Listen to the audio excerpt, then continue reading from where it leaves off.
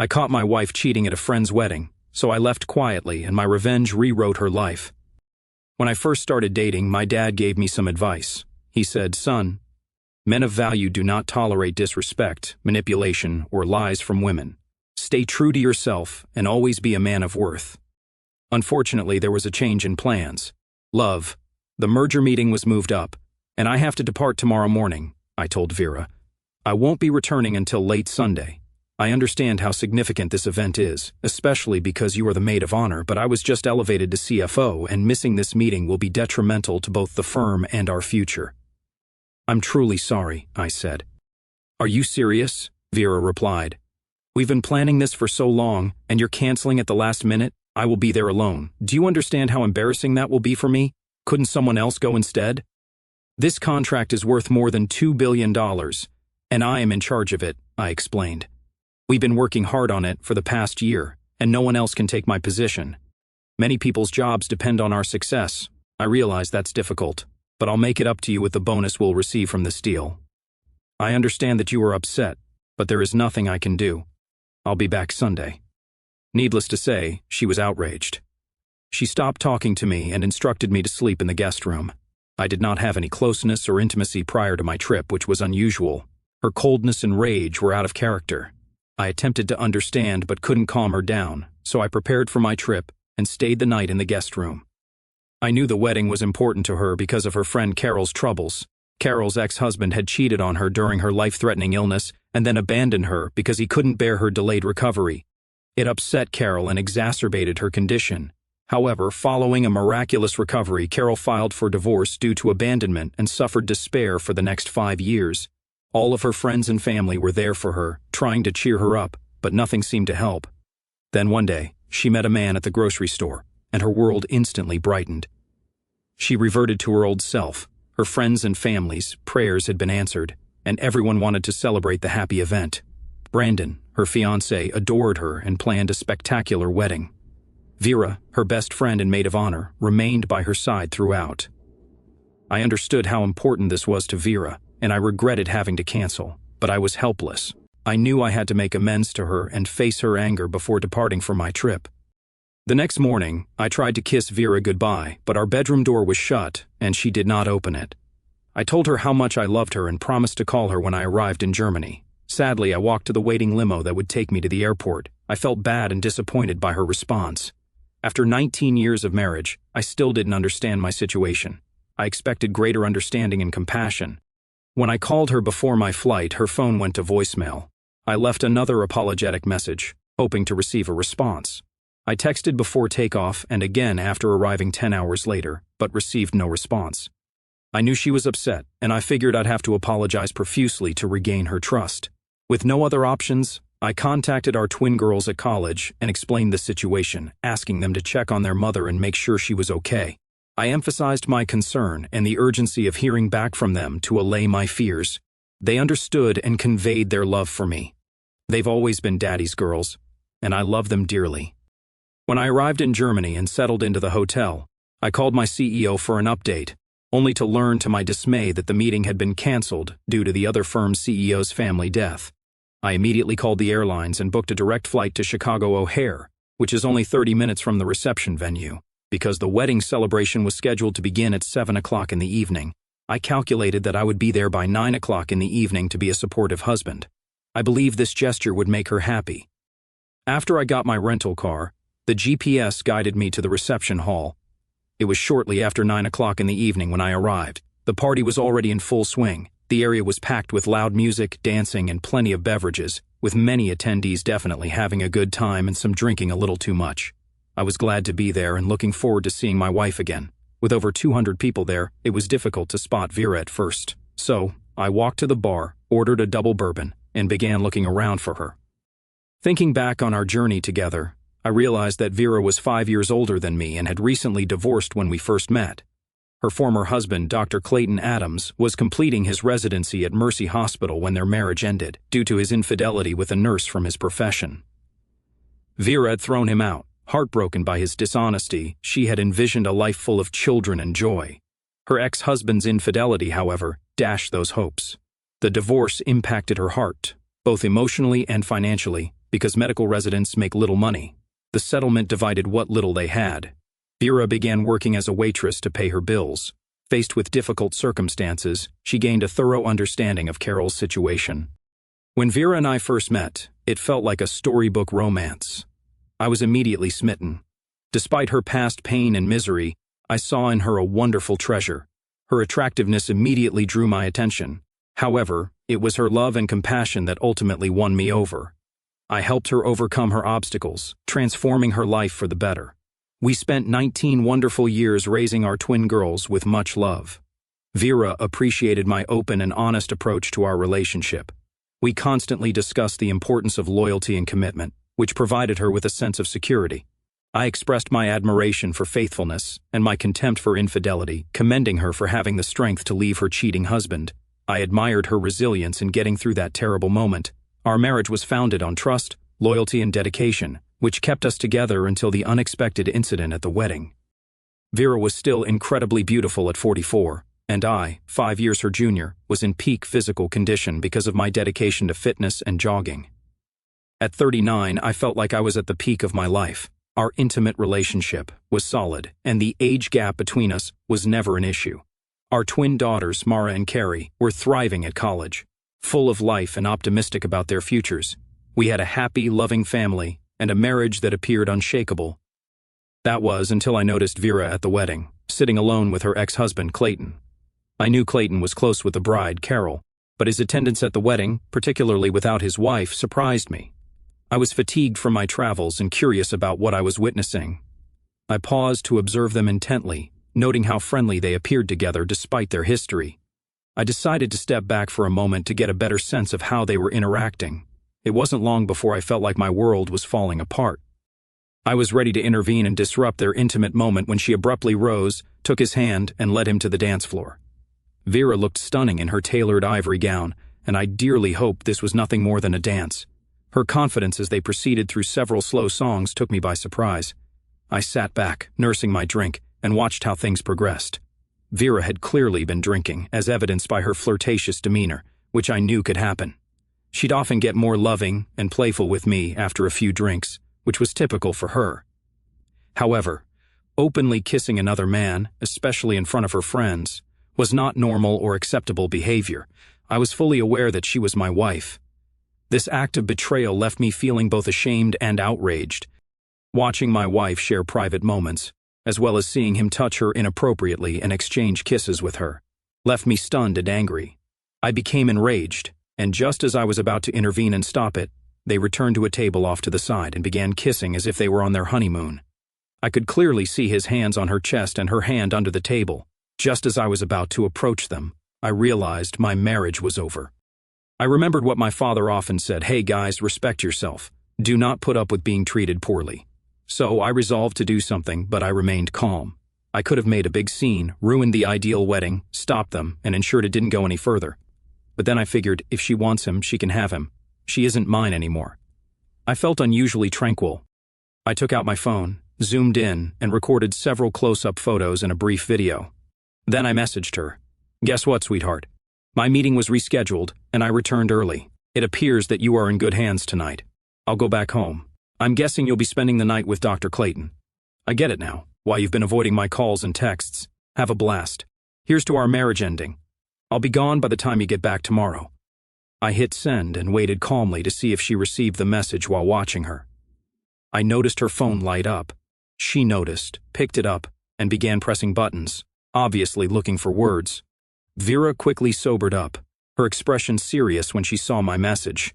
As soon as I saw her reaction, I left the gathering for my car. Vera must have panicked upon seeing me go, but I got outside before she could catch up. As I got in my car, I heard her yell, "Tony, please wait!" I just gave her a chilly look, shook my head, got into my car, and drove away before she caught up. My phone started ringing, but I was too upset to answer. If she decided to return to her ex, it was evident that we were done. After capturing them together, we were finished. It's been 22 years since she left that cheater, and she still returned to him at the first opportunity. She'll have to explain this disaster to our family and the kids because it's her fault. My phone was filling up with urgent text messages. "Tony, please come back. I need to explain. I love you. Please come back. Damn it, Tony, it's not as you think. I love you. But after 2 days of long flights, no calls or texts, her frigid demeanor, and seeing her with Clayton, I had no desire to hear her out. I was furious and refused to deal with her or her justifications. After ignoring 20 calls and texts, I eventually stopped and returned one text message.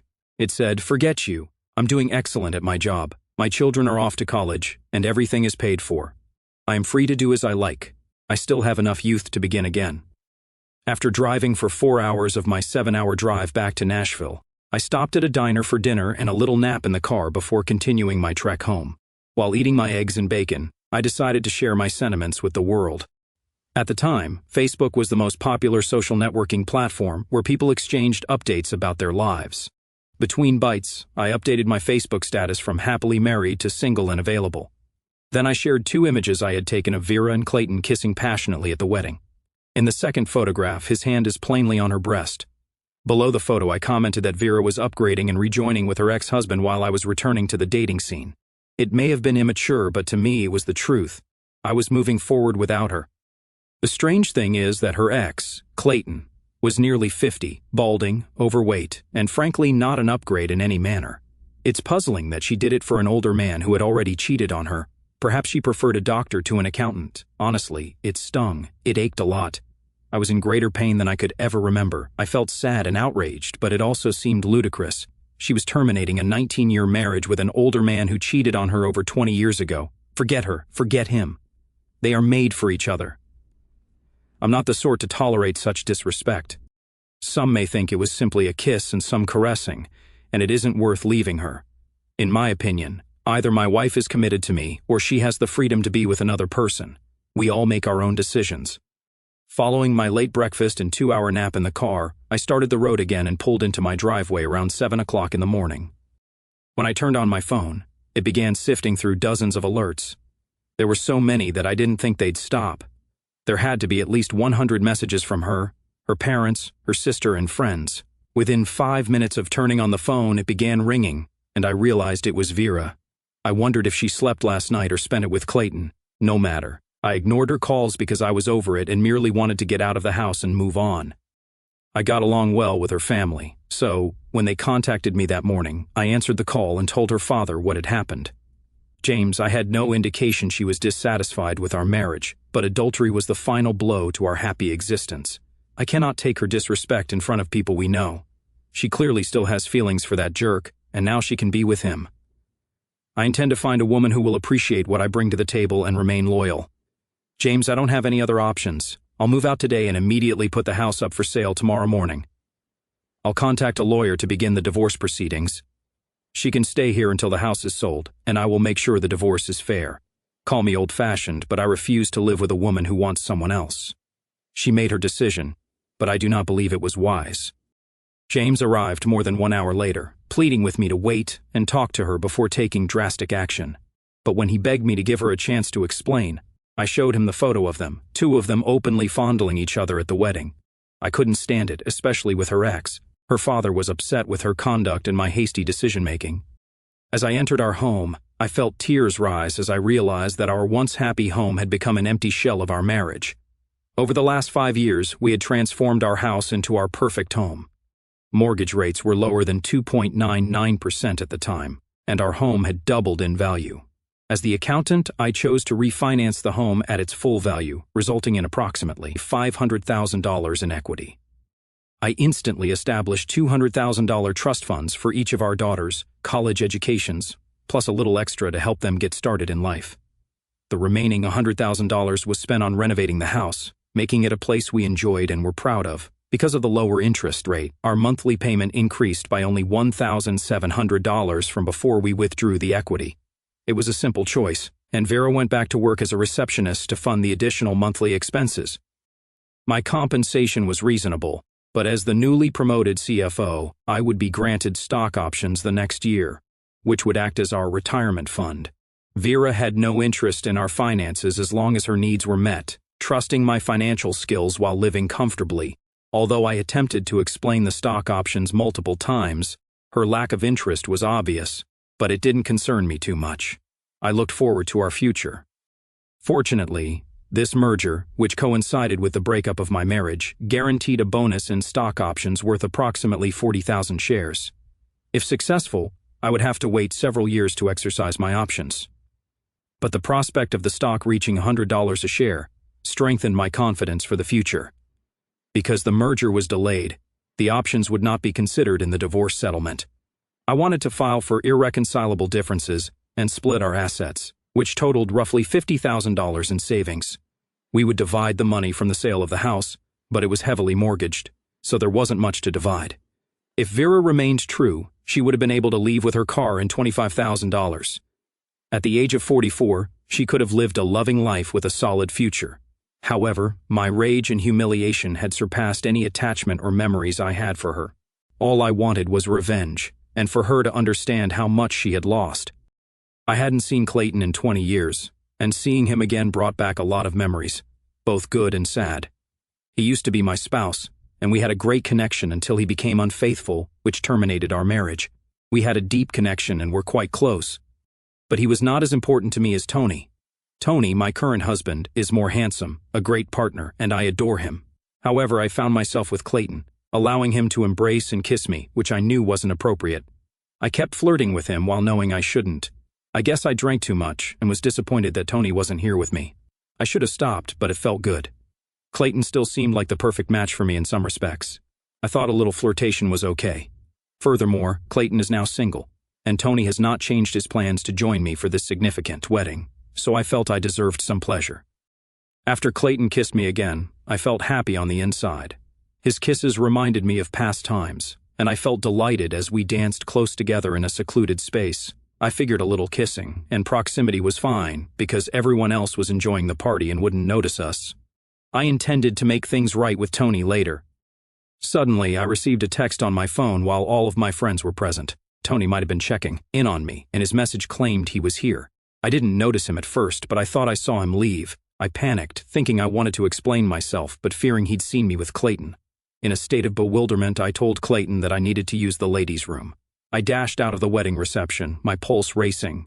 I noticed the exit door slowly swinging shut down the hall and dashed for it.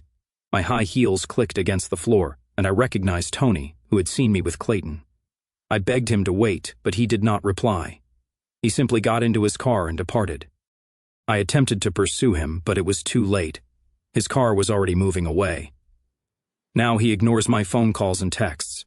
I've sent him numerous messages, but he has not responded to any. He's really upset, and I can't say I don't see why after attempting to contact him several times and sending 10 more texts, my heart plummeted when I finally received a harsh answer from him. Forget you. 2 of my friends found me kneeling outside in the severe cold, wondering what had gone wrong. After I told them everything, they were both horrified by what I had done and concerned about the consequences for my marriage. They knew Tony well enough to know he was not going to let this go easily. The next morning, at 10 o'clock in the morning in Nashville, I started packing my belongings. Seated at the kitchen table, I savored one final cup of coffee at the house.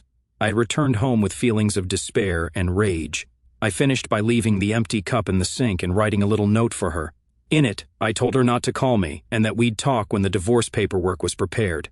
I didn't even sign the note. Instead, I left my wedding ring on top as a final gesture before leaving for good. I opened my laptop and distributed our funds. I also canceled our shared credit card after paying off the balance. She was solely responsible for herself starting today. If she contests the divorce, she will be responsible for all of the bills on her own. She couldn't manage the mortgage and utilities on her own. The house would sell quickly at the right price, because it was in high demand. If she agreed to the divorce, we could quickly end this disastrous marriage and allow her to return to her cherished Clayton. I drove out from my previous haven into an unexpected, gloomy new world. My friends at the wedding later told me that Vera was upset when I departed. She couldn't stop crying until she passed out from excessive drinking and weariness from her uncontrollable sobbing. Her friends were concerned and felt bad for her. They tried to contact me several times, sending voicemails and texts to keep her from disrupting the wedding reception. They returned her to her hotel room, put her to bed, and checked on her many times over the night. When she woke up the next morning and understood what had happened, she contacted me several times, pleading for forgiveness and asking me to call her back. However, after witnessing her behavior, I refused to associate with her and disregarded all of her attempts to contact me. On Sunday morning, I awoke with a bad hangover and the threat of divorce hanging over me. I traveled home at lunchtime and was picked up by my father from the airport.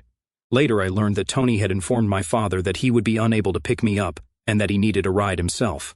My father's anxious expression indicated that I must have looked dreadful. My father was my source of strength, so when I spotted him, I rushed over to hug him and cry on his shoulder. "Daddy, I messed up," I said with a sorrowful expression, "and I believe Tony left me." He kindly consoled his distraught daughter. "I spoke with him this morning, and it doesn't look promising." "What were you thinking, Vera? And with Clayton?" "I'm not sure what happened." I was intoxicated and angry at Tony for not attending the wedding, I replied. "Daddy, I realize I made a mistake, but he must forgive me. I didn't even sleep with him." "Dear, from the photographs I saw, it may as well have been the same," he replied. "I'm not sure he is the forgiving type, especially knowing Tony. Even being with another man like that in those photos was betrayal for him." When I got home, I hoped to find Tony waiting for me, but I knew he had already left. I spent the day in tears attempting to reach Tony and apologize. The irony hit me hard when I realized I had cheated on Tony with the man who had betrayed me years before. Tony, the man I loved and valued, seemed to have fled in a second. His wedding band, left on the table with a small note, proved this truth. Meanwhile, because the company's condo, designated for visiting clients, was not booked, I moved in. I notified my CEO of my predicament, and he approved my stay there. My supervisor, Bill, who is also a close friend, faced a similar circumstance years ago. He even recommended I postpone getting this year's stock options until a later date to gain an advantage. The next day, I went to my office on the 16th floor, knowing that Vera would not be able to get past security to see me. I had already informed the security personnel that if she tried to enter, they should respectfully escort her out. They did an excellent job, and when Vera tried to come on Monday, she immediately understood that she would be unable to see or speak with me at work. Despite her efforts, I was determined not to contact her. She was left in the dark about where I was staying and unable to contact me by phone. She felt alienated, regretful, and afraid about what was ahead for her. In the midst of this, my daughters panicked and begged me to talk with their mother. I told them firmly but gently that their mother had chosen to be with someone else, which I considered a blatant betrayal. Before they could argue, I made it clear that I take infidelity very seriously. I emphasized that what their mother did constituted cheating in my perspective. My daughters understood my position and respected my decision. I tried to make them understand that their mother's decisions had consequences and that our divorce was unavoidable. However, I assured them that I would always be there for them and wished to keep them in my life. I also taught them a lesson, hoping they would remember to always respect their future spouses and understand the seriousness of betrayal, as many people would not tolerate such disrespect. Several unexpected events occurred after I shared a post on Facebook. My friends and family were calling, wanting to know what was going on, but something else happened. I suddenly became very popular among women. I began going out with women who were younger than me, full of energy and excitement, something I hadn't experienced in years. Vera's constant complaints and negativity were replaced by exciting dates, affectionate text messages, and attention from women who simply wanted to have fun. A month after that post, I met Cheryl, who would eventually become my wife. We hit it off and became a couple shortly after my divorce from Vera was official. Vera was not pleased when she learned about my new life. She was mostly upset with herself, but she was also jealous and upset that I didn't give her another chance before moving on. I refused all of her requests to meet and only dealt with her through our lawyers. We eventually sold the house. After paying the real estate agent fees and other selling expenses, there was little money left over, less than $1,000 in equity. I decided Vera should receive that small amount. The lawyers worked hard to obtain a portion of my future earnings, but the court ruled that they could not base the settlement on what I might earn later. Instead, they calculated my average income to determine how much I should pay. Vera had a job, so paying alimony would not be difficult. In the end, I agreed to pay her $22,000 per month for 2 years. It wasn't a lot, but it was enough to get her by until she could stand on her own again, or until she met someone else, who was obviously not going to be me.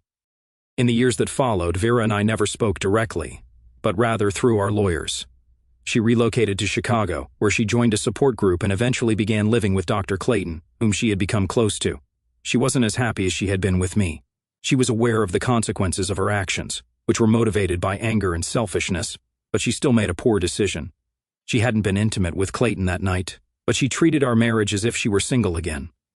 3 years later, at our daughter's graduation, Vera met my new wife, Cheryl, who was 28 and pregnant, along with our 1-year-old daughter, Jolene. Vera, now 47, appeared much older, and Dr. Clayton, who had come with her, stayed behind. Vera eventually managed to speak to me alone after realizing the situation. She wanted to apologize, regretting her actions, and the life we could have had together. She recognized the error of jeopardizing our perfect life for nothing. I told Vera that I had forgiven her. While I never expected to find her in someone else's arms, I expressed gratitude for the good times we had, our 2 beautiful daughters, and the love we shared. Vera's actions, as painful as they were, led me to Cheryl and the formation of a new family, which helped me overcome my anger. I advised her to focus on her future, assuring her that our past was behind us. I wished her well and expressed a desire to see her at future family gatherings. Cheryl joined me at that moment, holding our daughter, and I took the opportunity to introduce them. Their ages were clearly different. Vera, at 47, could have easily been mistaken for Cheryl's mother. This realization made Vera regret even more the choices she made that led her to lose the love of her life over a single night of anger and selfishness. Over the next decade, we met again at our daughter's weddings. Vera remained unmarried but continued to live with Clayton, who treated her well. However, seeing me with my new family and our young daughters stirred up old, fond memories for her. The happy life she once had with me was now just a memory, leaving her to live out her days filled with regret for the love and happiness she lost. In a twist of fate that summer, after cashing in my stock options, I bought back the old family home when it came back on the market. My entire family and friends, Vera excluded, were thrilled that the house filled with so many of our memories was ours once again. My daughters especially enjoyed visiting, reminiscing about their childhood in that loving home. It's unfortunate that Vera chose a different path. She would have cherished continuing the life we once envisioned together. Nonetheless, life moves forward, and I'm enjoying building a new life and creating new memories with Cheryl and our daughters. It's a lesson learned. Before you decide to wrong someone, be sure you'll never need them again. 10 years had passed since the fateful night at Carol's wedding, and my life had transformed in ways I never imagined. The pain of Vera's betrayal had dulled, replaced by the vibrant energy of my new family and the success I'd achieved as CFO. My decision to walk away from a marriage that no longer honored my values had been difficult but liberating. Now, at 49, I stood at the peak of my personal and professional life, living in the family home I'd repurchased, surrounded by my wife, Cheryl, our 2 daughters, Jolene and Lily, and the love of my adult twins, Mara and Carrie.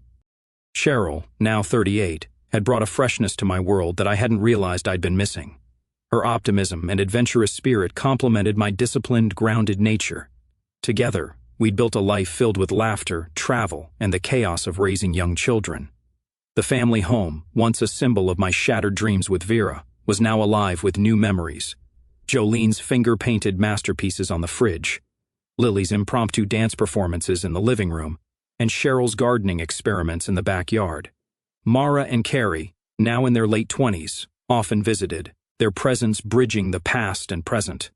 They'd grown into strong, independent women, and I took pride in knowing I'd been a steady influence through their turbulent college years. Professionally, my gamble on the merger had paid off handsomely. The stock options I'd secured after the divorce had skyrocketed in value, allowing me to retire early if I chose. Instead, I took on a consultancy role, mentoring young executives and investing in startups. My financial acumen, honed over decades, gave me the freedom to focus on what mattered most, my family and my passion for giving back. I'd started a scholarship fund for underprivileged students in Nashville, a nod to my own humble beginnings and the lessons my father had instilled about self-worth and resilience. Vera's life, however, had taken a different trajectory. At 57, she lived quietly in Chicago with Clayton, who had retired from his medical practice. Their relationship, born from a moment of reckless nostalgia, had settled into a comfortable but unremarkable routine. Vera worked part-time as a receptionist, a job that kept her busy but lacked the fulfillment she'd once found in our marriage. The alimony payments had ended years ago, and while she'd managed to save some money, her financial stability depended heavily on Clayton. She often wondered what her life might have been like had she not let anger and wine cloud her judgment that night. Vera's regret was a constant companion, especially when she saw me at our daughters' weddings. Mara's wedding, a joyous affair in a vineyard outside Nashville, had been particularly poignant.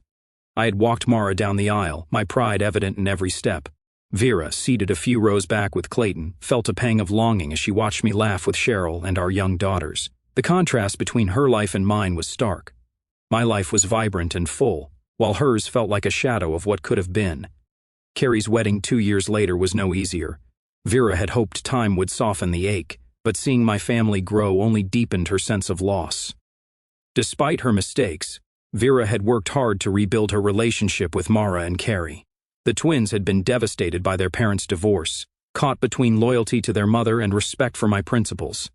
Over time, Vera's consistent apologies and efforts to be present in their lives had mended some of the wounds. She attended their graduations, birthdays and holidays, always careful not to overstep or bring up the past. The twins, now professionals in their own right, Mara, a lawyer, and Carrie, a graphic designer, appreciated their mother's efforts but remained closer to me, who had been their rock during the chaos of the divorce. One summer evening, as Cheryl and I hosted a barbecue for friends and family at the family home, an unexpected visitor arrived. Vera had been invited by Mara, who believed it was time for her parents to find some closure. I was surprised but didn't object. I'd long since forgiven Vera, though I had no desire to rekindle our friendship. Cheryl, ever gracious, welcomed Vera warmly, sensing the older woman's nervousness. The backyard was buzzing with activity, kids running through sprinklers, music playing softly, and the smell of grilled burgers in the air. Vera stood on the patio, clutching a glass of lemonade, her eyes scanning the familiar space. The oak tree where Mara and Carrie had once built a treehouse still stood, now adorned with a swing for Jolene and Lily. The garden, once her pride and joy, had been transformed by Cheryl's modern landscaping. It was the same home, yet entirely different. I approached Vera, sensing her unease. "It's good to see you," I said, my tone neutral but kind. "The girls wanted you here, and I'm glad you came." Vera nodded, her throat tight.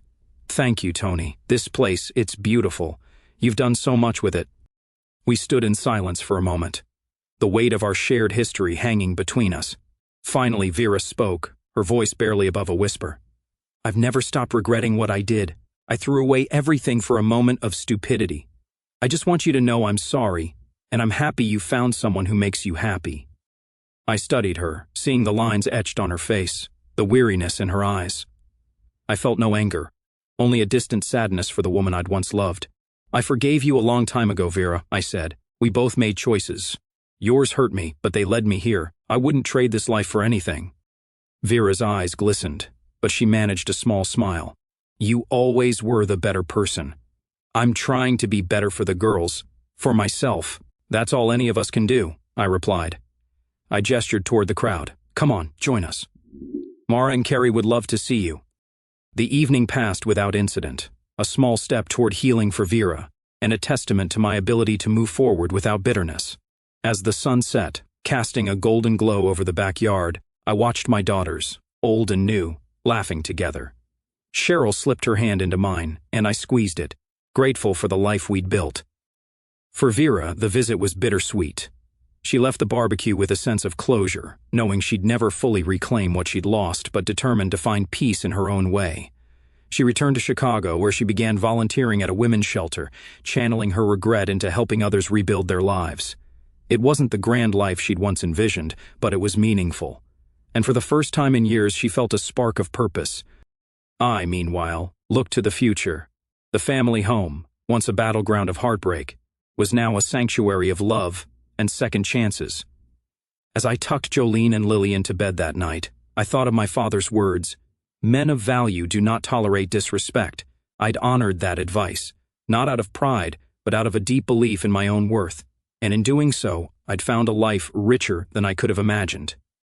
Over the following years, Tony's life continued to flourish in unexpected ways. At 55, he fully retired from his consultancy role, channeling his energy into philanthropy. The scholarship fund he started grew, helping dozens of students from disadvantaged backgrounds attend college. One recipient, a bright young engineer named Mia, even interned at his former company, reminding Tony of his own daughter's potential. Mara, now a successful lawyer, had married and welcomed her first child, a grandson Tony adored. Carrie, the graphic designer, pursued her passion abroad, traveling Europe and sending vibrant postcards that filled the family home with color. Cheryl, ever the adventurer, convinced Tony to embark on a year-long world tour. They visited the pyramids in Egypt, hiked the Inca Trail in Peru, and relaxed on Bali's beaches. Jolene and Lily, now teenagers, joined for parts of the journey, turning it into a family bonding experience. Tony often reflected on how this freedom stemmed from his decision to prioritize self-respect. "Life's too short for regrets," he'd say, echoing his father's wisdom. Meanwhile, Vera's path took a turn toward redemption. At 63, after Clayton's passing from a sudden illness, she found herself alone in Chicago. The support group she'd joined years ago became her lifeline. Inspired by her own mistakes, she volunteered more intensely at the women's shelter, eventually becoming a counselor. She helped women escape toxic relationships, sharing her story anonymously to illustrate the cost of impulsive choices. "One night can unravel a lifetime," she'd advise, her voice laced with hard-earned wisdom. Vera reconnected with Mara and Carrie through letters and video calls, careful not to intrude on their lives with Tony. At Mara's baby shower, Vera attended virtually, tears streaming as she saw the family thrive. She never remarried, finding solace in solitude in her work. Occasionally, she'd stumble upon old photos of her and Tony, smiling in their Nashville home. The regret lingered, but it fueled her growth. One crisp autumn day in 2035, Tony received an unexpected email from Vera. "I've followed your journey from afar," she wrote. "Your happiness is well-deserved. Thank you for the forgiveness that allowed me to find my own peace." Tony replied kindly, closing the chapter with grace. The story spread online, inspiring forums on relationships and resilience. Tony's initial Facebook post, now a decade old, still garnered comments, proof that self-worth leads to second chances. As Tony sat on his porch, watching his grandkids play, he smiled.